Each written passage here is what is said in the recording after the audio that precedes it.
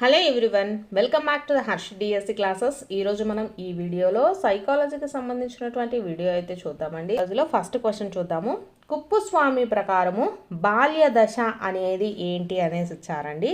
So correct answer వచ్చేసి కుప్పుస్వామి వచ్చేసి బాల్య దశ కాలము శైశవ దశ నుండి యవ్వన ఆరంభ దశ వరకు గల కాలాన్ని బాల్య దశగా చెప్పడం అయితే జరిగింది. నెక్స్ట్ సెకండ్ బిట్ చూద్దాము. వ్యక్తి వికాసంపై పరిసరాల కన్నా ఆనువంశికత ఎక్కువ పాత్ర వహిస్తుందని తెలిపిన వారు. ఆప్షన్స్ చూసుకున్నట్లయితే మనకు ఫస్ట్ వచ్చేసి Watson, option 2 Bagley, option 3 Gordon, option 4 Galton అనేసి ఇచ్చారండి. సో ఇక్కడ మనకు పరిసరాల కన్నా అనువంశికత వాదులను గుర్తుపెట్టుకున్నట్లయితే మనం ఈ క్వశ్చన్ ఈజీగా ఆన్సర్ చేయవచ్చండి. సో కరెక్ట్ ఆన్సర్ వచ్చేసి గాల్టన్ అండి. గాల్టన్ వచ్చేసి మనకు అనువంశికత వాది. ఇక్కడ వాట్సన్, బాగ్లే, గోర్డాను, అలాగే ఫ్రీమెన్, న్యూమెన్ వీళ్ళందరూ మనకు పరిసరవాదులండి. వీళ్ళు పరిసరవాదులు. మనకు ఈడ అనువంశికత మీద ఎక్కువగా మనకు అడిగారు కాబట్టి సో అనువంశికత వాదుల గురించి మనం తెలుసుంటే ఆన్సర్ అయితే చేయొచ్చు. అనువంశికత వాదులు వచ్చేసి ఆల్ఫోర్ట్, విల్సన్, డగ్డేల్, గోడార్డ్, అలాగే పియర్సన్, కెల్లాగ్, గాల్టన్, ఫ్రీమెన్ వీళ్ళందరూ కూడా మనకు ఎవరు అంటే అనువంశికత వాదులండి. సో దీనికి కరెక్ట్ ఆన్సర్ ఏమవుతుంది? గాల్టన్. నెక్స్ట్ బిట్ చూద్దాము. కోల్బర్గ్ ప్రకారము మంచి బాలుడు బాలిక నేపథ్య నీతి ఉండే దశ ఏది అనేసి ఇచ్చారండి. ఇక్కడ మనకు ఇచ్చిన దశలు చూసుకున్నట్లయితే మనకు కోల్బర్గ్లో వచ్చేసి మొత్తము 3 దశలు అయితే ఉన్నాయి కదండి. అవి ఏంటంటే ఉత్తర సాంప్రదాయ దశ ఒకటి, నెక్స్ట్ వచ్చేసి సాంప్రదాయక దశ ఒకటి, ఉత్తర సాంప్రదాయక దశ అన్నమాట. సో 3 దశల్లో ఇక్కడ ఇచ్చినవి ఏంటండి, ఫస్ట్ ఇచ్చినటువంటి 2 ఆప్షన్లు కూడా మనకు పూర్వ సాంప్రదాయ దశకి సంబంధించినవి. నెక్స్ట్ 2 ఇచ్చారు కదా, సో రెండవ స్థాయి ఏంటండి మనకు సాంప్రదాయక స్థాయికి సంబంధించి. సో వీటిల్లో కూడా మనకు 2 ఉన్నాయండి. అంటే మొత్తం మనకు వచ్చేసి 6 అయితే ఉన్నాయండి మొత్తము. అంటే ఒక్కొక్క దాంట్లో 2 దశలు అయితే ఉన్నాయి. సో ఫస్ట్ది 1వ స్థాయి 1వ దశ మనం చూసుకున్నట్లయితే శిక్షా విధేయత అండి. శిక్షా విధేయత వచ్చేసి మనకు దేంట్లో ఉంటాయి అంటే కోల్బర్గ్ ప్రకారము పూర్వ సాంప్రదాయి 1వ స్థాయిలో ఉంటుంది. నెక్స్ట్ 2వ దశ చూసుకున్నట్లయితే మనకు బహుమతులు, అవసరాల నీతి, సహజ సంతోషం ఇవన్నీ కూడా ఉంటాయి. నెక్స్ట్ 2వ స్థాయి 3వ దశ అంటే సాంప్రదాయక స్థాయిలో మనకు ఏముంటాయంటే మంచి బాలుడు బాలిక నేపథ్య నీతి ఉంటుందండి. అలాగే 2వ స్థాయి 4వ దశలో చూసుకున్నట్లయితే సామాజిక అంగీకారము, అధికారము ఇవన్నీ కూడా మనకు ఈ స్థాయిలో ఉంటాయి. సో ఇక్కడ ఇచ్చినటువంటి క్వశ్చన్ చూసుకున్నట్లయితే మంచి బాలుడు బాలిక నేపథ్య నీతి మనకు ఏ స్థాయిలో ఉంటుంది? సాంప్రదాయక స్థాయి 3వ దశలో ఉంటుంది. 2వ స్థాయి అయినటువంటి సాంప్రదాయక 3వ దశలో మనకు మంచి బాలుడు బాలిక నేపథ్య నీతి ఉంటుంది. కంపల్సరీ కోల్బర్గ్కి సంబంధించి నేర్చుకోండి, కంపల్సరీ క్వశ్చన్ అయితే వస్తూ ఉంటుంది. నెక్స్ట్ ఎరిక్సన్కి సంబంధించి ఇచ్చారండి. ఎరిక్సన్ ప్రకారము స్వయం ప్రతిపత్తి సందేహము అనే సాంఘిక క్లిష్ట పరిస్థితి ఎదుర్కొనే వయసు సుమారుగా అనేసి ఇచ్చారు. సో ఎరిక్సన్ ప్రకారం మనకు మొత్తం వచ్చేసి 8 దశలు అయితే ఉన్నాయండి. వీటిల్లో కూడా మనకు ఒక క్వశ్చన్ అయితే కంపల్సరీ ఇస్తూ ఉన్నారు. సో ఇక్కడ ఇచ్చినటువంటి క్వశ్చన్ చూసుకున్నట్లయితే మనకు స్వయం ప్రతిపత్తి సందేహము అనేది మనకు ఉత్తర శైశవ దశలో ఉంటుందండి. ఇది వచ్చేసి 1 సంవత్సరం నుంచి 3 సంవత్సరాల వయసు మధ్య ఉంటుంది. స్వయం ప్రతిపత్తి సందేహము అనేటటువంటి సాంఘిక క్లిష్ట పరిస్థితిని వచ్చేసి ఎప్పుడు ఎదుర్కొంటారు? 1 సంవత్సరం నుంచి 3 సంవత్సరాల మధ్య వయసు. దీన్ని మనం ఉత్తర శైశవ దశగా పేర్కొంటాము. నెక్స్ట్ బిట్ చూద్దాము. పియాజే ప్రకారము సర్వాత్మకవాదం కనపడే దశ ఏది అనేసి ఇచ్చారండి. మనకు పియాజేలో మొత్తము 4 దశలు అయితే ఉన్నాయండి.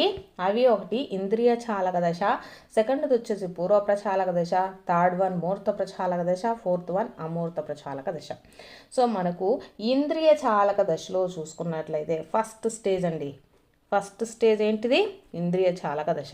సో దీంట్లో చూసుకున్నట్లయితే మనకు వచ్చేసి అంతరదృష్టి, వస్తు స్థిరత్వ భావన వచ్చేది మనకు ఇంద్రియ చాలక దశలో ఉంటుంది.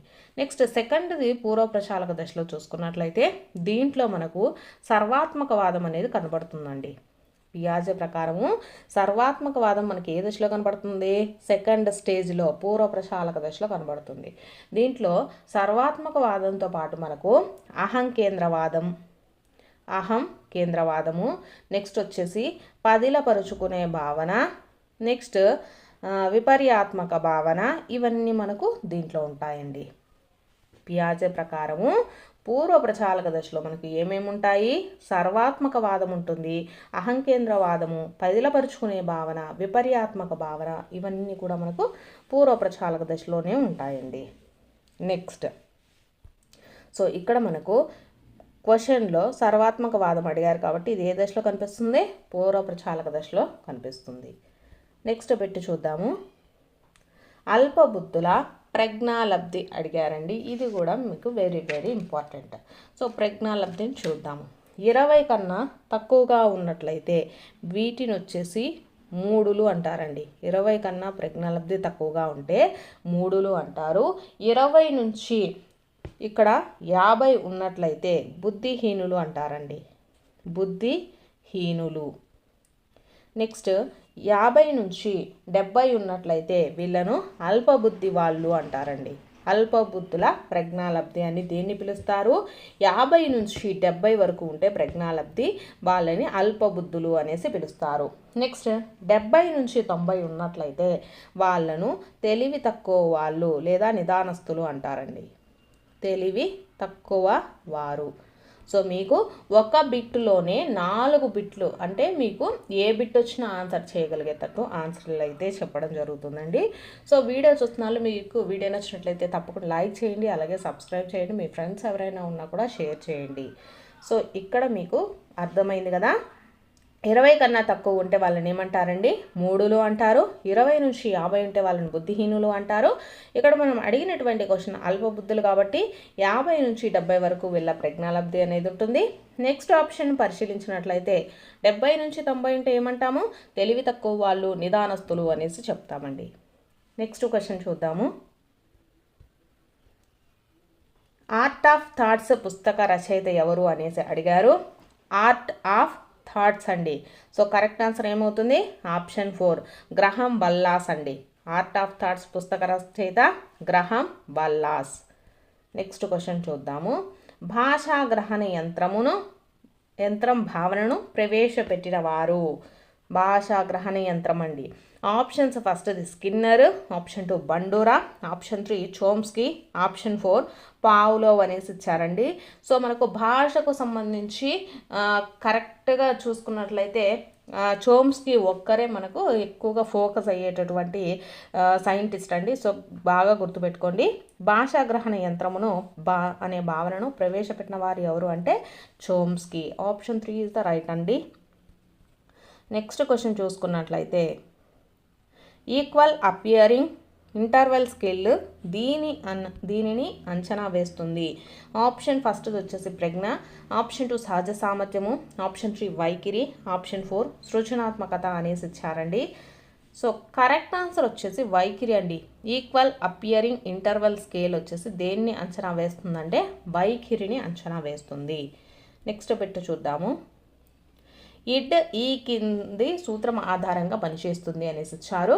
ఆప్షన్స్ మనకు వాస్తవిక సూత్రము, ఆనంద సూత్రము, నైతిక సూత్రము, చైతన్య సూత్రము అనేసి ఇచ్చారండి. ఇడ్ అనేది మనకు ఆనంద సూత్రం నుంచి పనిచేస్తుందండి. ఇడ్ అనేది ఏ సూత్రము? ఆనంద సూత్రము. నెక్స్ట్ వాస్తవిక సూత్రము ఈగో అండి. వాస్తవిక సూత్రము ఈగో అంటే అహం. ఇడ్ అంటే అచిత్తు అండి. ఇడ్ అంటే అచిత్తు. ఇవి కూడా మీరు గుర్తుపెట్టుకోండి. ఒక్కొక్కసారి అచిత్తు అనేసి కూడా అడుగుతారు. ఇడ్ లేదా అచిత్తు అనేది మనకు ఏ సూత్రం అండి? ఆనంద సూత్రము. వాస్తవిక సూత్రం అంటే ఈగో, ఇది అహం అండి. నెక్స్ట్ నైతిక సూత్రము. నైతిక సూత్రం అంటే సూపర్ ఈగో అండి. Super ego.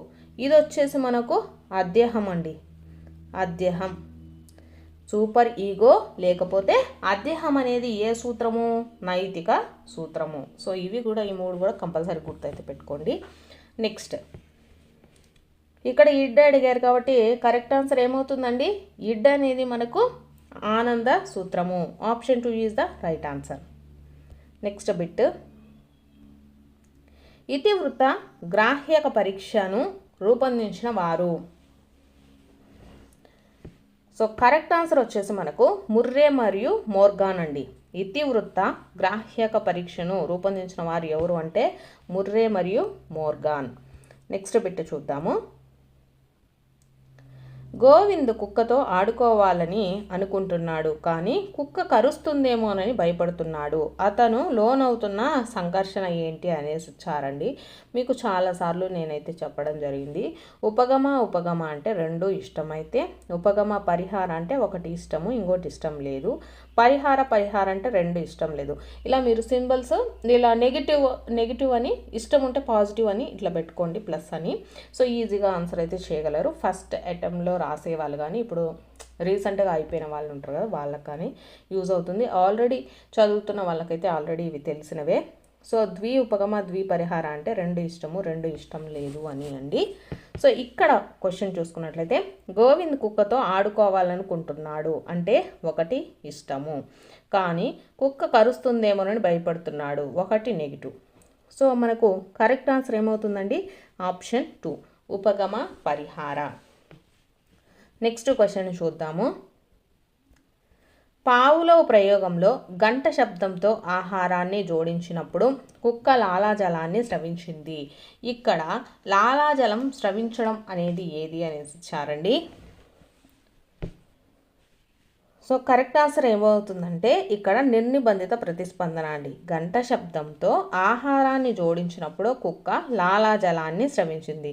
ఇక్కడ లాలాజలం స్రవించడం అనేది ఏంటిది? నిర్నిబంధిత ప్రతిస్పందన అండి. నిర్నిబంధిత ప్రతిస్పందన. నెక్స్ట్ బిట్ చూద్దాము. క్రింది వాటిలో భావావేశ రంగానికి చెందినది ఏది అనేసి ఇచ్చారు.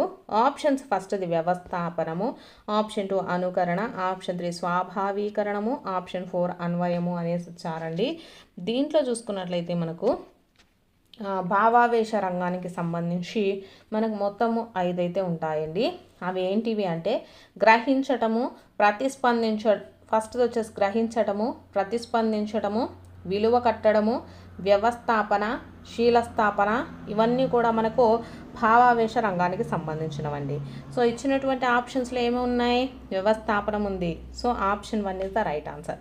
నెక్స్ట్ ఈ అనుకరణ, స్వాభావీకరణ, అన్వయం, ఈ 3 చూసుకున్నట్లయితే మనకు ఈ 3 వచ్చేసి మానసిక చలనాత్మక రంగానికి సంబంధించినవండి. మానసిక చలనాత్మక రంగంలో వచ్చేసి మనకు అనుకరణ, హస్తలాఘవం, సునిశ్చితత్వము, సమన్వయము, సహజీకరణ, ఉచ్చారణ, ఇవన్నీ కూడా ఉంటాయి. సో జ్ఞానానికి సంబంధించి చూసుకుంటే మనకు జ్ఞానరంగం ఉంది కదా. సో జ్ఞానానికి సంబంధించినట్లయితే మనకు జ్ఞానము, వినియోగము, అవగాహన, విశ్లేషణ, సంశ్లేషణ, మూల్యాంకనము, ఇవన్నీ కూడా జ్ఞానాత్మక రంగానికి సంబంధించినవి. సో వీటికి సంబంధించి కూడా క్వశ్చన్ అయితే నేర్చుకోండి, కంపల్సరీ వస్తుందండి వీటికి సంబంధించి. సో ఇక్కడ భావావేశ రంగానికి సంబంధించింది ఏదండి? వ్యవస్థాపనము. నెక్స్ట్ బిట్ చూద్దాము. అనుకరణ ద్వారా అభ్యాసనలో మొదటి సోపానం ఏది అనేసి ఇచ్చారు. ఆప్షన్స్ ఫస్ట్ది ధారణ, అవధానము, ఆప్షన్ 3 నిష్పాదన, ఆప్షన్ 4 పునర్భరణము అనేసి ఇచ్చారండి. సో కరెక్ట్ ఆన్సర్ ఏమవుతుంది? ఆప్షన్ 2 అవధానము. అనుకరణ ద్వారా అభ్యాసనలో మొదటి సోపానం ఏదండి? అవధానము. నెక్స్ట్ బిట్ చూద్దాము. ఏ అంశం యొక్క మూల సూత్రాలనైనా ఏ వయసు వారికైనా ఏదో ఒక రూపంలో బోధించవచ్చు అని పేర్కొన్నవారు. ఆప్షన్స్ ఫస్ట్ది బ్రూనరు, ఆప్షన్ 2 పియాజే, ఆప్షన్ 3 చోమ్స్కీ, ఆప్షన్ 4 గార్డినర్ అనేసి ఇచ్చారండి. సో మనకు కరెక్ట్ ఆన్సర్ వచ్చేసి బ్రూనర్ అండి. ఏ అంశం యొక్క మూల సూత్రాన్నైనా ఏ వయసు వారికైనా ఏదో ఒక రూపంలో బోధించవచ్చు అని పేర్కొన్నవారు ఎవరు అంటే బ్రూనర్. నెక్స్ట్ బిట్ చూద్దాము. డెజావు అనేది ఏ భాషా పదము అనేసి ఇచ్చారండి. సో మనకు డెజావు అనేది ఫ్రెంచ్ పదం అండి. డెజావు అనేది ఫ్రెంచ్ పదం. నెక్స్ట్ మనకు ఇంపార్టెంట్గా అడిగేది ఏంటంటే గెస్టాల్ట్ అండి. డెజావు తర్వాత ఇంపార్టెంట్గా మనల్ని ఏ పదాలు అడిగితే ఒకవేళ గెస్టాల్ట్ అడుగుతారు. గెస్టాల్ట్ అనేది మనకు జర్మనీ పదం అండి. గెస్టాల్ట్ అనేది జర్మనీ పదము. నెక్స్ట్ పర్సోనా ఉందండి, అది కూడా అడిగే ఛాన్సెస్ అయితే ఉంటాయి. పర్సోనా అనేది మనకు లాటిన్ పదం. పర్సోనా అనేది లాటిన్ పదం, ఇవి గుర్తుపట్టుకోండి. డెజావు అనేది ఫ్రెంచ్ భాష పదము, ఆప్షన్ 1. ఇక్కడ గెస్టాల్ట్ అనేది మనకు జర్మన్ పదము, పర్సోనా అనేది లాటిన్ పదం అండి. నెక్స్ట్ క్వశ్చన్ చూసుకున్నట్లయితే, గతంలో నేర్చుకున్న విషయాలు ప్రస్తుతం నేర్చుకున్న విషయాల పునఃస్మరణకు ఆటంకం కలిగించడం వల్ల విస్మృతి సంభవిస్తే దానికి కారణం ఏంటి అనేసి ఇచ్చారండి. ఆప్షన్స్, ఫస్ట్ది పురోగమన అవరోధము, ఆప్షన్ 2 తిరోగమన అవరోధము, ఆప్షన్ 3 దమనము, ఆప్షన్ 4 మతిమరుపు అనేసి ఇచ్చారండి. సో మనకు క్వశ్చన్ చూసుకున్నట్లయితే పురోగమన అవరోధం, తిరోగమన అవరోధం వెరీ వెరీ ఇంపార్టెంట్ అండి. కంపల్సరీ దీంట్లో కూడా క్వశ్చన్ అయితే ఇస్తారు. సో మనకు పురోగమన అవరోధము అంటే కొత్తవి నేర్చుకోవడంలో ఉండేటటువంటి ఆటంకం అండి. కొత్తవి గుర్తుకు తెచ్చుకోవడంలో కొత్తవి. అదే తిరోగమన అవరోధం అంటే పాతవి గుర్తు తెచ్చుకోవడం అండి. సో ఇక్కడ మనకు క్వశ్చన్ కరెక్ట్గా అయితే చదవండి. గతంలో నేర్చుకున్న విషయాలు ప్రస్తుతం నేర్చుకున్న విషయాలకు పునఃస్మరణ అంటే కొత్తవి నేర్చుకోవడంలో ఆటంకం వస్తూ ఉందన్నమాట. సో కరెక్ట్ ఆన్సర్ ఏమవుతుంది? కొత్తవి నేర్చుకోవడంలో ఆటంకం ఉంటే దాన్ని ఏమంటాం మనము? పురోగమన అవరోధము. So option 1 is the right answer అండి. ఇక్కడ మీరు క్వశ్చన్ ప్రస్తుతం నేర్చుకున్న విషయాల పునఃస్మరణకు ఆటంకం అంటే కొత్తవి గుర్తు తెచ్చుకొనుటలో ఆటంకం ఉంటే పురోగమనం అంటాము. అలాగే పాతవి గుర్తు తెచ్చుకొనుటలో ఆటంకం ఉంటే తిరోగమనం అంటాం. నెక్స్ట్ చూసుకున్నట్లయితే, బుక్కుకు బహువచనం బుక్స్ అని నేర్చుకున్న విద్యార్థి, చైల్డ్స్కు బహువచనం వచ్చేసి చిల్డ్రన్కి బదులుగా చిల్డ్స్ అని చెప్పుటకు కారణం అనేసి ఇచ్చారు. ఆప్షన్స్, ఫస్ట్ది సానుకూల బదలాయింపు, ఆప్షన్ 2 రుణాత్మక బదలాయింపు, ఆప్షన్ 3 శూన్య బదలాయింపు, ఆప్షన్ 4 వచ్చేసి ద్విపార్శ్వ బదలాయింపు అనేసి ఇచ్చారండి. బదలాయింపుకు సంబంధించి కూడా వెరీ వెరీ ఇంపార్టెంట్, కంపల్సరీ అయితే నేర్చుకోండి. సో మనకు కరెక్ట్ ఆన్సర్ ఏమవుతుంది? రుణాత్మక బదలాయింపు అంటే నెగిటివ్ ట్రాన్స్ఫర్, వ్యతిరేక బదలాయింపు. రుణాత్మక బదలాయింపుకు మరొక పేరు ఏంటంటే వ్యతిరేక బదలాయింపు అండి. సానుకూల బదలాయింపుకి ఇంకొక పేరు అనుకూల బదలాయింపు అంటే పాజిటివ్ ట్రాన్స్ఫర్ అండి. సో రుణాత్మక బదలాయింపు అంటే మనము తప్పు చేయడం జరుగుతుంది. ఎందుకంటే బుక్కు బహువచనం బుక్స్, ఇది కరెక్ట్. కానీ ఇక్కడ చైల్డ్కి వచ్చేసి మనకు చైల్డ్స్ అని చెప్పడం వచ్చేసి తప్పండి. చిల్డ్రన్ అనేది కరెక్ట్. కాబట్టి ఇక్కడ మనకు వ్యతిరేక బదలాయింపు అనేది జరిగింది. సో దాన్ని ఏమంటాము? రుణాత్మక బదలాయింపు అంటాము.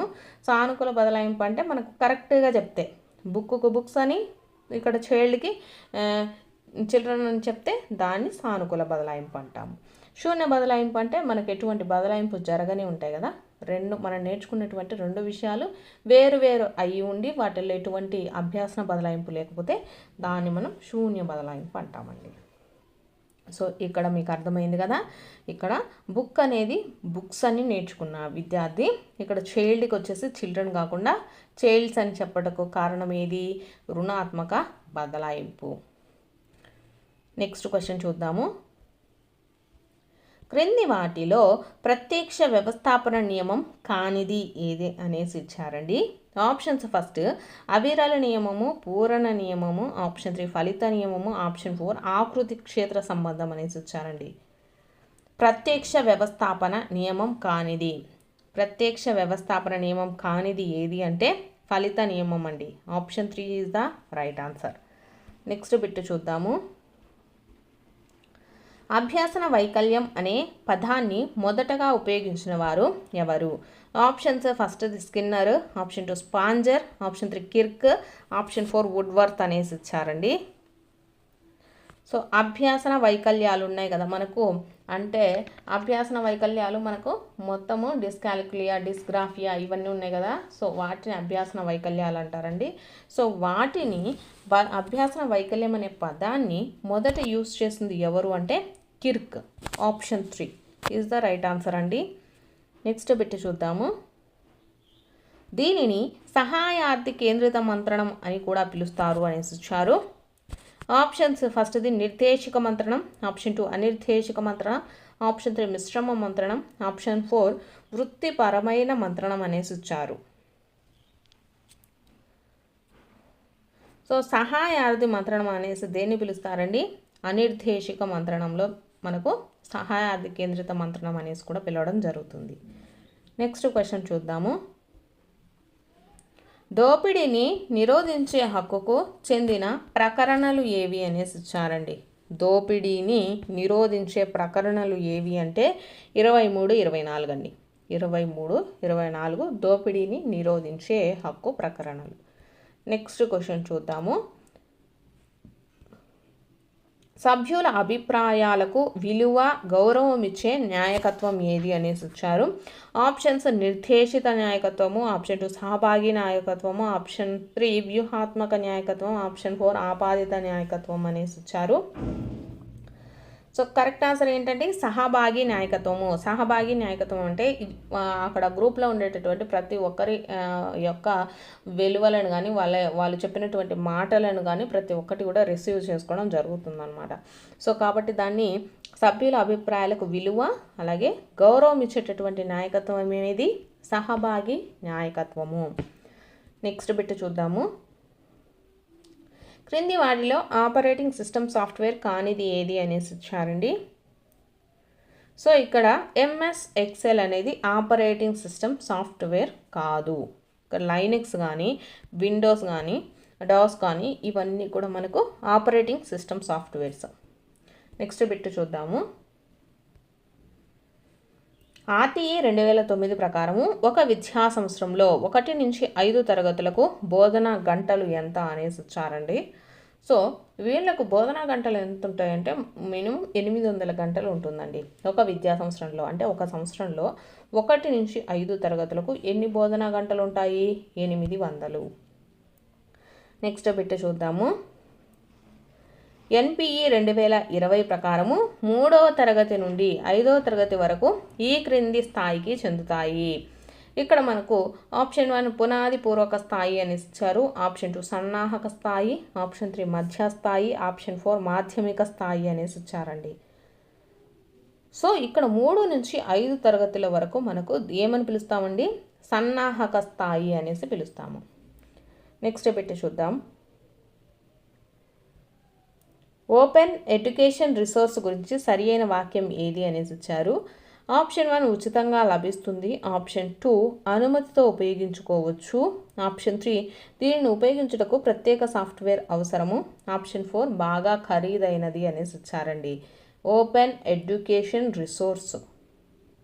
సో ఓపెన్ ఎడ్యుకేషన్ రిసోర్స్ అంటే ఇది మనకు ఉచితంగా లభిస్తుందండి. Next question. ఈ కంటెంట్తో కూడిన ట్యాబ్లను ఆంధ్రప్రదేశ్లో ఈ క్రింది విద్యార్థులకు ఉచితంగా అందజేశారు అనేసి ఇచ్చారండి. సో మనకు ఈ కంటెంట్తో కూడిన ట్యాబ్లను ఆంధ్రప్రదేశ్లో ఏ తరగతి వాళ్ళకి ఇచ్చారండి? 8వ తరగతి వాళ్ళకి ఇవ్వడం జరిగింది. So option 3 is the right answer. Next bit చూద్దాం. ఎన్సిఎఫ్ 2005లో 1వ అధ్యాయం దీనికి సంబంధించింది అనేసి ఇచ్చారండి. ఆప్షన్స్ ఫస్ట్ది అభ్యాసన మరియు జ్ఞానము, ఆప్షన్ 2 పాఠశాల తరగతి గది వాతావరణము, ఆప్షన్ 3 సంస్థాగత సంస్కరణలు, ఆప్షన్ 4 విద్యా ప్రణాళిక క్షేత్రాలు, పాఠశాల దశలు మరియు మదింపు అనేసి ఇచ్చారు. సో మనకు ఎన్సిఎఫ్ 2005లో 1వ అధ్యాయంలో ఏముంటుందండి? అభ్యసన మరియు జ్ఞానం అండి. అభ్యాసన మరియు జ్ఞానం. Option 1 is the right answer. పిల్లలు పెంపక శైలిలో బాగా విజయవంతమైన శైలి. ఆప్షన్స్ ఫస్ట్ వచ్చేసి సాధికార తత్వ శైలి, ఆప్షన్ 2 నిరంకుశ తత్వ శైలి, ఆప్షన్ 3 అంగీకార తత్వ శైలి, ఆప్షన్ 4 జోక్యరహిత శైలి అనేసి ఇచ్చారండి. పిల్లల యొక్క పెంపక శైలిలో బాగా విజయవంతమైనటువంటి శైలి ఏది అనేసి అడుగుతున్నారు. సో కరెక్ట్ ఆన్సర్ వచ్చేసి ఆప్షన్ 1 అండి, సాధికార తత్వ శైలి. నెక్స్ట్ సెకండ్ క్వశ్చన్ అయితే చూద్దాము. వికాస సూత్రాలకు సంబంధించి తప్పుగా రాయబడినది. ఆప్షన్ ఫస్ట్ వచ్చేసి వికాసం అవిచ్ఛిన్నంగా సాగుతుంది, ఆప్షన్ 2 వికాసంలో వైయక్తిక భేదాలు ఉంటాయి. ఆప్షన్ 3 వికాసం సంచితమైనది. ఆప్షన్ 4 వికాసాన్ని ప్రాగుప్తీకరించలేము అనేసి ఇచ్చారండి. సో తప్పుగా రాయబడినది ఏది అండి? ఆప్షన్ 4 అనమాట. వికాసాన్ని ప్రాగుప్తీకరించలేము అనేసి ఇచ్చారు. మనం వికాసాన్ని వచ్చేసి ప్రాగుప్తీకరించవచ్చు, అంటే ఈ ఏజ్లో ఇలా ఉండవచ్చు, ఇలా ఉండవచ్చు అనేసి మనము ఎస్టిమేషన్ అయితే చేయొచ్చండి. సో మనకు వికాస సూత్రాలకు సంబంధించి వికాసం వచ్చేసి అవిచ్ఛిన్నంగా సాగుతుంది. అలాగే వికాసంలో వైయక్తిక భేదాలు ఉంటాయి. మనకేంటంటే వైయక్తిక భేదాలు అంటే ఒకరికి డిఫరెన్సెస్ అనేది ఉంటాయన్నమాట. వికాసం అనేది అందరికి ఒకేలాగా అయితే జరగదు. నెక్స్ట్ వికాసం వచ్చేసి సంచితమైనది అనేసి ఇవ్వడం జరిగింది. సో తప్పుగా రాయబడింది వచ్చేసి వికాసాన్ని ప్రాగుప్తీకరించలేము అనేసి ఇచ్చారండి. మనం వికాసాన్ని ప్రాగుప్తీకరించవచ్చు. నెక్స్ట్ థర్డ్ క్వశ్చన్ అయితే చూద్దాము. క్రింది వాటిలో ఇంద్రియచాల దశకు సంబంధించి తప్పుగా రాయబడినది అనేసి ఇచ్చారు. ఆప్షన్స్ చూసుకున్నట్లయితే ఫస్ట్ది ఈ దశలో శిశువు ఒక ప్రతిక్రియ జీవి. ఆప్షన్ 2 ఈ దశలో వస్తు స్థిరత్వ భావన ఏర్పడుతుంది. ఆప్షన్ 3 ఈ దశలో పిల్లలు అమూర్త ఆలోచనలు చేయగలుగుతారు. ఆప్షన్ 4 వచ్చేసి పుట్టినప్పటి నుంచి 2 సంవత్సరాల వయసు వరకు ఈ దశ ఉంటుంది అనేసి ఇచ్చారండి.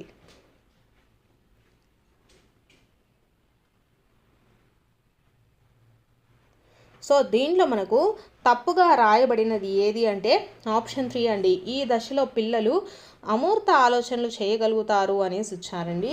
సో ఈ దశలో వచ్చేసి పిల్లలు దాదాపుగా మూర్త ఆలోచనలు మాత్రమే చేయగలరండి. అంటే చూసిన వాటిని మాత్రమే నమ్మగలగడం జరుగుతుంది. ఊహాలోచన లేకపోయి అది ఇలా ఉండవచ్చు అనేటటువంటిది వాళ్ళకు తెలియదు. కాబట్టి ఓన్లీ దీంట్లో మనకు అమూర్త ఆలోచనలు చేయగలగడం జరగదు.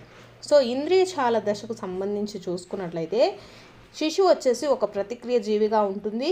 అలాగే వస్తు స్థిరత్వ భావన అనేది ఏర్పడుతుంది.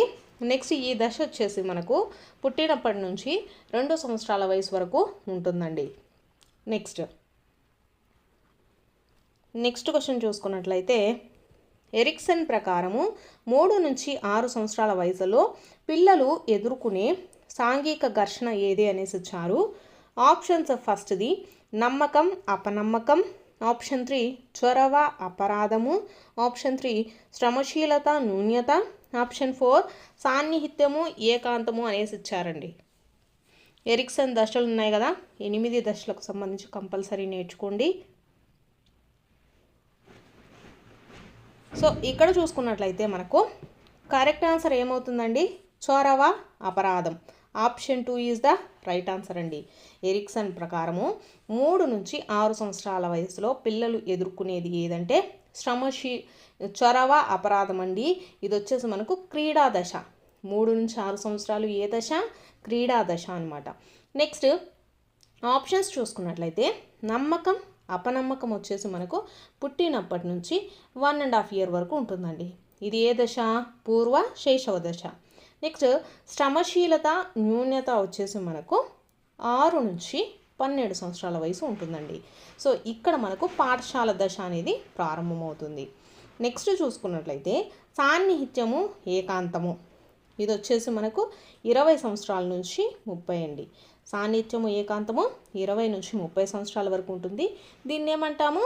పూర్వ వయోజన దశ అనేసి కూడా పిలుస్తాము. పూర్వ వయోజన దశలో ఎదుర్కొనే ఘర్షణ ఏది? సాన్నిహిత్యము ఏకాంతము. నెక్స్ట్ ఇక్కడ మనకు శ్రమశీలత న్యూన్యత, ఇది వచ్చేసి ఏ దశ అండి? ఇది పాఠశాల దశ. పాఠశాల దశ అంటే శ్రమశీలత న్యూన్యత 6 నుంచి 12 సంవత్సరాలు. నమ్మకం అపనమ్మకం వచ్చేసి మనకు పూర్వ శైశవ దశలో ఉంటుంది. పుట్టినప్పటి నుంచి 1.5 సంవత్సరం వరకు అయితే ఉంటుందండి. సో ఇక్కడ మనకు 3 నుంచి 6 సంవత్సరాల వయసులో ఎదుర్కొనే సంఘర్షణ ఏది? చొరవ అపరాధము. ఇది ఏ దశ? క్రీడా దశ. నెక్స్ట్ చూసుకున్నట్లయితే ఆర్మీ ఆల్ఫా పరీక్ష దీనికి ఉదాహరణ అనేసి ఇచ్చారు. ఆప్షన్స్ ఫస్ట్ది వైయక్తిక ప్రజ్ఞా పరీక్ష. ఆప్షన్ 2 సామూహిక ప్రజ్ఞా పరీక్ష. ఆప్షన్ 3 నిష్పాదన పరీక్ష. ఆప్షన్ 4 అశాబ్దిక ప్రజ్ఞా పరీక్ష అనేసి ఇచ్చారండి. సో ప్రజ్ఞా పరీక్షలన్నిటికి సంబంధించి ఒక వీడియో అయితే చేస్తాను. సో ఆల్రెడీ చేసి ఉన్నా కూడా ఆ లింక్ వచ్చేసి మీకు వీడియోలో ఇస్తాను. సో ఇక్కడ మనం చూసుకున్నట్లయితే మనకు ఆర్మీ ఆల్ఫా పరీక్ష అనేది దేనికి సంబంధించిందంటే సామూహిక ప్రజ్ఞా పరీక్ష అండి. సామూహిక ప్రజ్ఞా పరీక్ష. నెక్స్ట్ క్వశ్చన్ వచ్చేసి ప్రజ్ఞకు సంబంధించి ద్వికారక సిద్ధాంతాన్ని ప్రతిపాదించిన వారు. ఆప్షన్స్ ఫస్ట్ వచ్చేసి Thorndike, option 2 Gardner, option 3 Spearman, option 4 Thurstone అనేసి ఇచ్చారండి. సో కరెక్ట్ ఆన్సర్ చూసుకున్నట్లయితే మనకు ప్రజ్ఞకు సంబంధించి ద్వికారక సిద్ధాంతాన్ని ప్రతిపాదించింది ఎవరు అంటే స్పియర్మెన్ అండి. Spearman. Option 3 is the right answer. Next question చూసుకున్నట్లయితే డిఫరెన్షియల్ ఆప్టిట్యూడ్ పరీక్షలో గల ఉప పరీక్షల సంఖ్య అనేసి ఇచ్చారు. ఆప్షన్స్ చూసుకున్నట్లయితే ఫస్ట్ది 6, ఆప్షన్ 2 8, ఆప్షన్ 3 10, ఆప్షన్ 4 11 అనేసి ఇచ్చారండి. డిఫరెన్షియల్ ఆప్టిట్యూడ్ పరీక్షలో గల ఉప పరీక్షల సంఖ్య ఎంత అంటే 8 అండి. మొత్తం 8 ఉప పరీక్షలు అయితే ఉంటాయి. నెక్స్ట్ క్వశ్చన్ అయితే చూద్దాము. సృజనాత్మకత ప్రక్రియలో రెండవ దశ ఏది అనేసి ఇచ్చారు. ఆప్షన్స్ ఫస్ట్ది నిర్ధారణ దశ, ఆప్షన్ 2 సన్నాహక దశ, ఆప్షన్ 3 గుప్త దశ, ఆప్షన్ 4 అంతరదృష్టి దశ అనేసి ఇచ్చారండి. అంతరదృష్టి దశ అనేసి ఇచ్చారు. సో కరెక్ట్ ఆన్సర్ని అయితే కామెంట్ చేస్తూ ఉండండి. మొత్తం మనకు సృజనాత్మకత ప్రక్రియలో వచ్చేసి మొత్తం 4 దశలు అయితే ఉన్నాయండి. ఆ 4 దశల్లో వచ్చేసి మనకు ఫస్ట్ది చూసుకున్నట్లయితే సన్నాహ దశ. సెకండ్ది వచ్చేసి మనకు గుప్త దశ, థర్డ్ది వచ్చేసి అంతరదృష్టి దశ, ఆప్షన్ 4 లాస్ట్ది వచ్చేసి నిర్ధారణ దశ అండి. నిర్ధారణ లేదా నిరూపణ దశ అనమాట. సో మనల్ని క్వశ్చన్లు ఏమడిగారు, సృజనాత్మకత ప్రక్రియలో ఉండేటటువంటి రెండవ దశ అడిగారు. రెండవ దశ ఏమవుతుంది, గుప్త దశ వచ్చేసి రెండవ దశ అవుతుందండి. గుప్త దశను భావోత్పత్తి దశ అని కూడా పిలుస్తారు. గుర్తుపెట్టుకోండి, ఒక్కొక్కసారి భావోత్పత్తి దశ అనేసి కూడా ఇవ్వడం జరుగుతుందన్నమాట. నెక్స్ట్ బిట్ చూసుకున్నట్లయితే ఈ క్రింది రకమైన ఆలోచన గలవారు సమస్యకు అనేక అంటే బహుళ పరిష్కారాలను సూచించే సామర్థ్యాన్ని కలిగి ఉంటారు. ఆప్షన్ ఫస్ట్ది వచ్చేసి మూర్త ఆలోచన, ఆప్షన్ 2 సమైక్య ఆలోచన, ఆప్షన్ 3 విభిన్న ఆలోచన, ఆప్షన్ 4 అనిర్దేశిత ఆలోచన అనేసి ఇచ్చారండి. విభిన్న అంటే బహుళ పరిష్కారాలు, అనేక రకమైనటువంటి పరిష్కారాలను సమర్థించేటటువంటి వారు ఎలాంటి ఆలోచన కలిగి ఉంటారండి, విభిన్న ఆలోచనలు కలిగి ఉంటారనమాట. విభిన్న ఆలోచనలండి. Option 3 is the right answer. Next question చూద్దాము. క్రింది వాటిలో మూర్తిమత్వానికి సంబంధించినటువంటి ప్రక్షేపక పరీక్ష కానిది ఏది అనేసి ఇచ్చారు. ఆప్షన్స్ ఫస్ట్ది రోషాక్ శిరామరకల పరీక్ష, ఆప్షన్ 2 పిల్లల గ్రాహ్యక పరీక్ష, ఆప్షన్ 3 మూర్తిమత్వ శోధిక, ఆప్షన్ 4 పద సంసర్గ పరీక్ష అనేసి ఇచ్చారండి. సో కరెక్ట్ ఆన్సర్ వచ్చేసి ఆప్షన్ 3 అండి. మూర్తిమత్వ శోధిక అనేది మనకు ప్రక్షేపక పరీక్ష కాదనమాట. సో మూర్తిమత్వానికి సంబంధించి ప్రక్షేపక పరీక్షలు ఏమేమి వస్తాయి, రోసాక్ శిరామరకల పరీక్ష, అలాగే పిల్లల గ్రాహ్యక పరీక్ష కానీ పద సంసర్గ పరీక్ష, ఇవన్నీ కూడా మనకు దీంట్లోకే వస్తాయి. నెక్స్ట్ బిట్ చూద్దాము. అయాన్కు హోంవర్క్ చేయాలని లేదు, అలాగని తరగతి ఉపాధ్యాయంతో చివాట్లు తినాలని లేదు. అయాన్ యొక్క సంఘర్షణ అనేసి ఇచ్చారండి. ఉపగమ అంటే రెండు ఇష్టమైనప్పుడు ఉపగమ, ఒకటి ఇష్టము ఒకటి ఇష్టం లేదు అంటే ఉపగమ పరిహార అంటే రెండు ఇష్టం లేదు. నెక్స్ట్ ద్వి పరిహార అంటే రెండు ఇష్టము రెండు ఇష్టం లేదని అర్థం అండి. కాబట్టి ఇక్కడ క్వశ్చన్ చూసుకున్నట్లయితే మనకు అయాన్కు హోంవర్క్ చెయ్యాలని లేదు, అలాగని తరగతి గది ఉపాధ్యాయునితో చివాట్లు తినాలని లేదు. రెండూ లేవు కాబట్టి అది ఏమవుతుంది మనకు పరిహార అవుతుందండి. పరిహార. Option 3 is the right answer. Next question చూసుకున్నట్లయితే ఈ క్రింది పద్ధతిని చికిత్సా పద్ధతి అని కూడా అంటారు. ఆప్షన్ ఫస్ట్ వచ్చేసి వ్యక్తి అధ్యయన పద్ధతి, ఆప్షన్ 2 అంతః పరీక్షణ పద్ధతి, ఆప్షన్ 3 చర్యాత్మక పద్ధతి, ఆప్షన్ 4 అనుదైర్ఘ్య పద్ధతి అనేసి ఇచ్చారండి. మనకు ఈ సిద్ధాంతాలకు వచ్చేసి ఒక్కొక్క దానికి 2-3 పేర్లు కూడా ఉన్నాయండి. ప్రతి ఒక్కరు వాటిని కూడా నేర్చుకోవాల్సి ఉంటుందన్నమాట. సో ఇక్కడ చికిత్సా పద్ధతి అని దేన్ని పిలుస్తారండి? వ్యక్తి అధ్యయన పద్ధతి అండి. వ్యక్తి అధ్యయన పద్ధతిని చికిత్సా పద్ధతి అనేసి కూడా పిలుస్తారు. Option 1 is the right answer. Next పెట్టి చూద్దాము. ఈ క్రింది వాణిలో అభ్యాసన లక్షణం గురించి సరికాని వాక్యం అడుగుతున్నారు. ఆప్షన్ ఫస్ట్ వచ్చేసి అభ్యాసన ఒక గమ్య నిర్దేశిత చర్య. ఆప్షన్ 2 అభ్యాసన సంచిత స్వభావం కలిగి ఉంటుంది. ఆప్షన్ 3 అభ్యాసన గతిశీలకమైనది.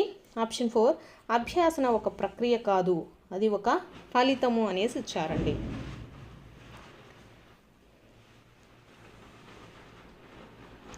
సో ఇక్కడ చూసుకున్నట్లయితే మనకు కరెక్ట్ ఆన్సర్ వచ్చేసి ఆప్షన్ 4 అండి.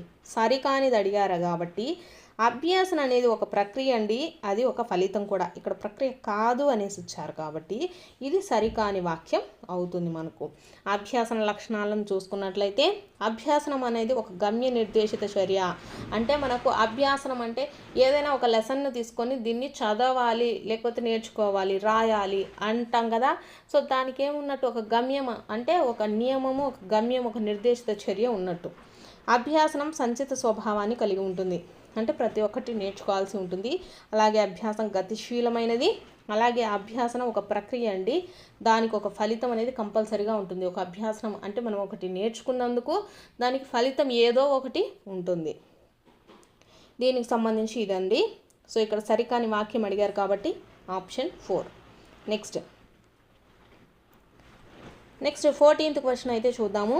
హిందీ బాగా వచ్చిన వ్యక్తి సంస్కృతం నేర్చుకోవాలనుకుంటే అక్కడ చోటు చేసుకునే అభ్యాసన బదలాయింపు రకం ఏది అనేసి ఇచ్చారు.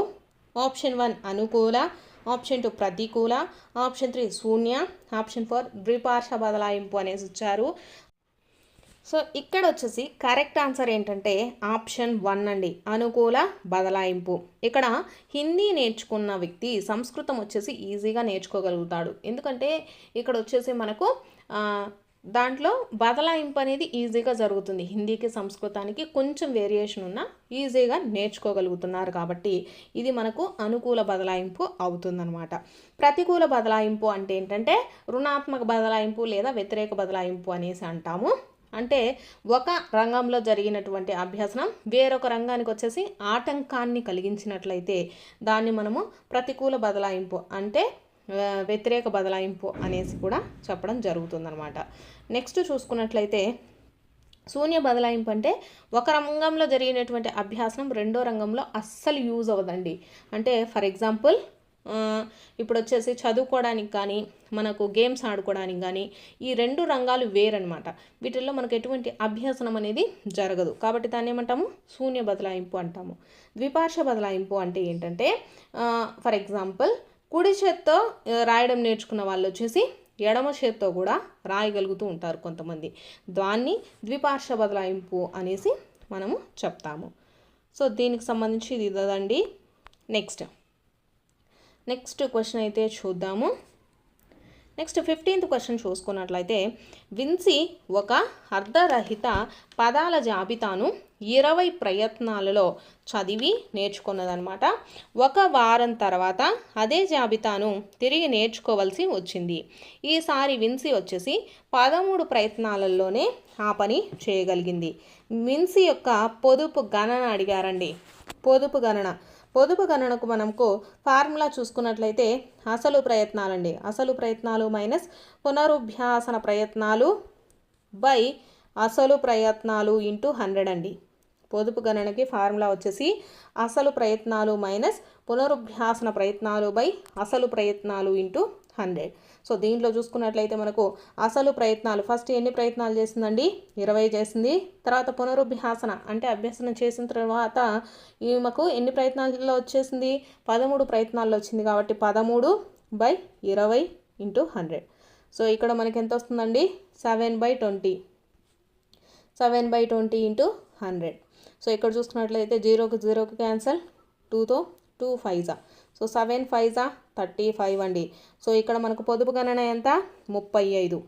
పొదుపు గణన ఎంత అంటే 35. సో కరెక్ట్ ఆన్సర్ వచ్చేసి 35 అండి. పొదుపు గణనకి ఫార్ములా ఏంటి? అసలు ప్రయత్నాలు, మొత్తం ప్రయత్నాలు ఏంటి? 20. పునరుభ్యాసన ప్రయత్నాలు ఎన్ని? 13 బై అసలు ప్రయత్నాలు అంటే 20 ఇంటూ 100 వేసి మీరు ఆన్సర్ని అయితే ఫైండ్ అవుట్ చేయొచ్చండి. నెక్స్ట్ క్వశ్చన్ అయితే చూద్దాము. Next 16th question. On memory గ్రంథాన్ని రచించిన వారు. ఆప్షన్స్ ఫస్ట్ది వచ్చేసి Ebbinghaus, option 2 Bartlett, option 3 Freud, option 4 Galton అనేసి ఇచ్చారు. సో ఆన్ మెమొరీ గ్రంథాన్ని రచించింది ఎవరండి? అందరికీ తెలిసిందే, చాలాసార్లు అడుగుతున్నారండి. ఎబ్బింగ్ హాస్. నెక్స్ట్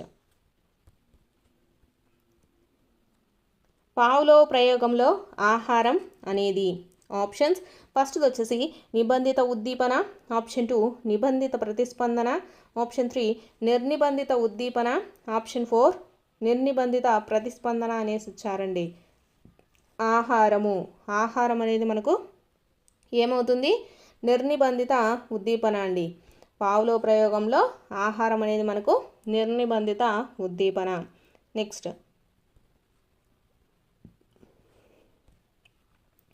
క్రింది వారిలో గెస్టాల్ట్ వాది కానివారు అనేసి ఇచ్చారు. ఆప్షన్స్ ఫస్ట్ వచ్చేసి Kohler, option 2 Koffka, option 3 Wertheimer, option 4 Skinner అనేసి ఇచ్చారు.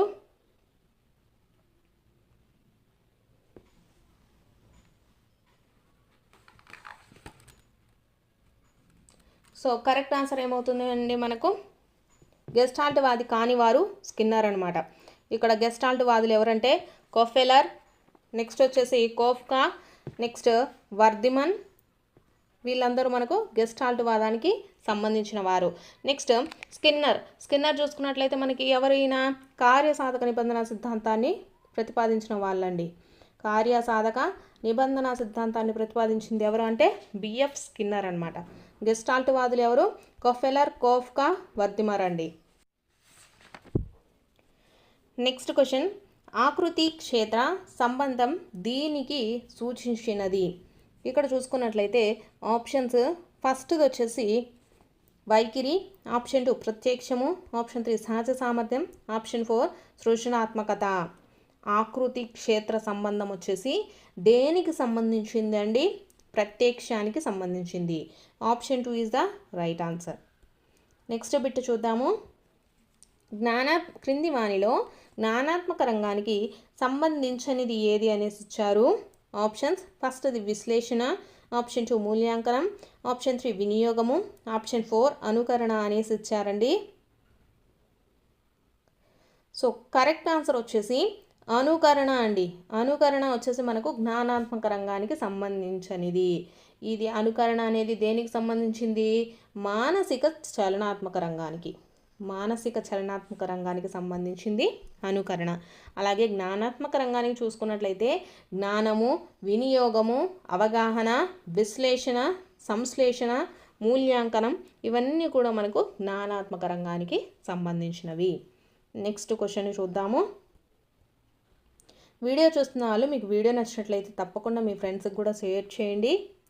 నెక్స్ట్ క్వశ్చన్ అయితే చూద్దాము.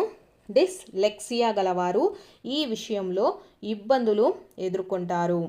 ఆప్షన్స్ ఫస్ట్ది వచ్చేసి పఠనము, ఆప్షన్ 2 భాషణం, ఆప్షన్ 3 రాయటం, ఆప్షన్ 4 లెక్కించటం అనేసి ఇచ్చారు.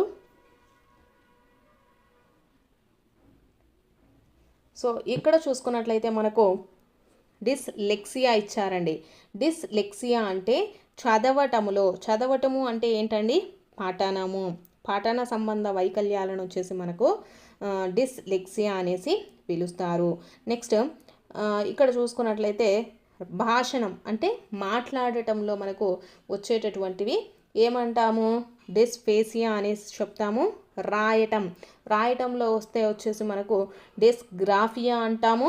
అలాగే లెక్కించడంలో మనకు ఇబ్బందులు ఎదుర్కొంటే వాటిని డిస్కాలిక్యులియా అనేసి చెప్తామండి.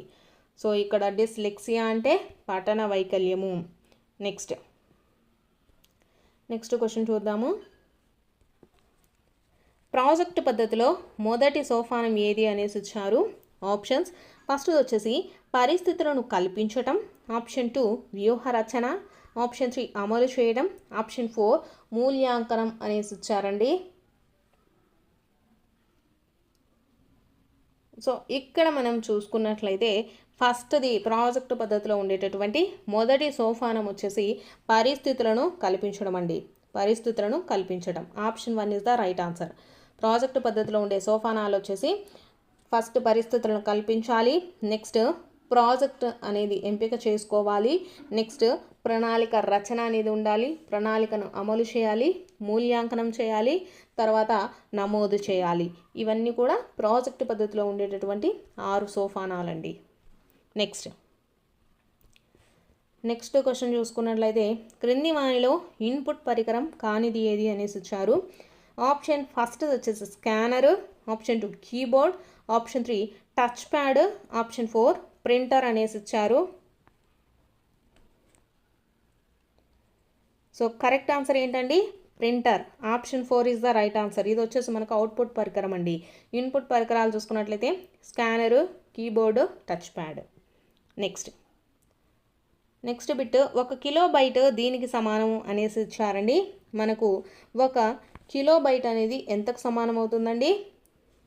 1024 బైట్స్కి సమానం అవుతుందండి. నెక్స్ట్ బిట్ చూసుకున్నట్లయితే MOOCని విస్తరణ రూపం అయితే అడగడం జరిగింది. MOOC అంటే ఆప్షన్స్ ఫస్ట్ది మొబైల్ ఓపెన్ ఆన్లైన్ కోర్స్ అనేసి ఇచ్చారు, option 2 massive open online course, option 3 master of online certification, option 4 mobile oriented online certificate అనేసి ఇచ్చారు. MOOC అండి. MOOC అంటే మ్యాసివ్ ఓపెన్ ఆన్లైన్ కోర్స్ అండి. Massive open online course. Next bit చూసుకున్నట్లయితే RTE 2009 ప్రకారము elementary విద్య అనగా ఏంటి అనేసి ఇచ్చారు. సో మనకు ఇక్కడ చూసుకున్నట్లయితే ఎలిమెంటరీ విద్య అని మనము దేన్ని చెప్తామండి? 1 నుంచి 8 సంవత్సరాల వరకు తరగతులను ఎలిమెంటరీ విద్యగా చెప్పడం జరుగుతుంది RTE 2009 ప్రకారం. నెక్స్ట్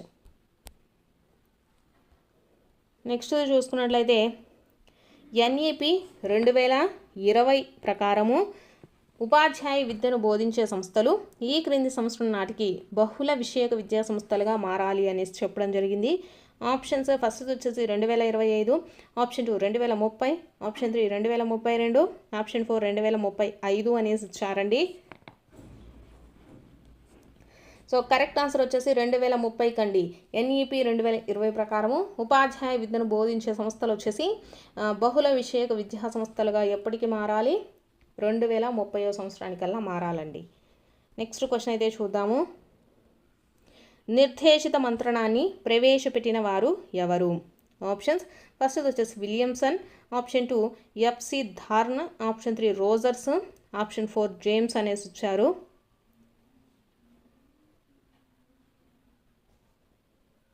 సో ఇక్కడ చూసుకున్నట్లయితే కరెక్ట్ ఆన్సర్ వచ్చేసి విలియమ్సన్ అండి. విలియమ్సన్. నిర్దేశిత మంత్రణాన్ని ప్రవేశపెట్టిన వారు ఎవరు అంటే విలియమ్సన్. నెక్స్ట్ చూసుకున్నట్లయితే క్రింది వానిలో ఉపాధ్యాయ కేంద్రీకృత పద్ధతి కానిది ఏది అనేసి ఇచ్చారు. ఆప్షన్ ఫస్ట్ వచ్చేసి ఉపన్యాస పద్ధతి, ఆప్షన్ 2 అన్వేషణ పద్ధతి, ఆప్షన్ 3 చారిత్రక పద్ధతి, ఆప్షన్ 4 ఉపన్యాస ప్రదర్శన పద్ధతి అనేసి ఇచ్చారు. సో కరెక్ట్ ఆన్సర్ వచ్చేసి అన్వేషణ పద్ధతి అండి. ఉపాధ్యాయ కేంద్రీకృత పద్ధతి కానిది ఏది అంటే అన్వేషణ పద్ధతి. సో ఇవి వచ్చేసి సైకాలజీకి సంబంధించినటువంటి ప్రాక్టీస్ బిట్స్ అండి. వీడియో చూస్తున్న వాళ్ళు మీకు వీడియో నచ్చినట్లయితే తప్పకుండా లైక్ చేసి సబ్స్క్రైబ్ కూడా చేసుకోండి.